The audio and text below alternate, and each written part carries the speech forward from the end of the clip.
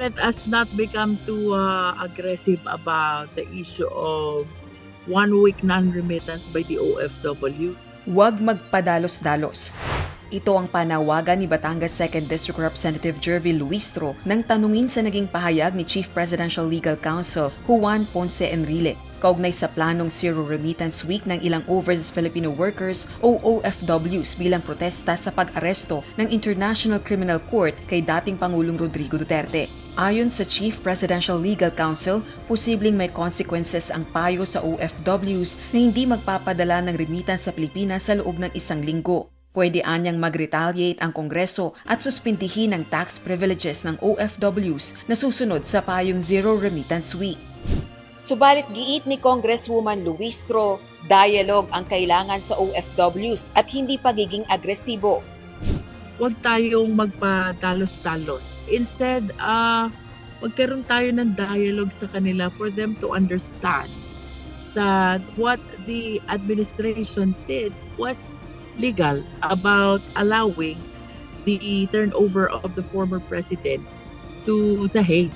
Apela naman ni OFW Party List Representative Marisa Del Mar Magsino sa gobyerno at sa oposisyon na huwag gawing bahagi ng alitan sa politika ang mga migranteng manggagawa. Anya, malaki ang ambag ng OFW sa Pilipinas kaya hindi dapat idamay sa mga isyong pampolitika at pagtutunggalian ang mga ito. Binigyang diin naman ni Senate President Francis Escudero na hindi dapat patulan ang issue. Kung gusto natin pahupain, pababain yung emosyon at tensyon, hindi siguro tamang reaksyon ang gumanti at pumatol.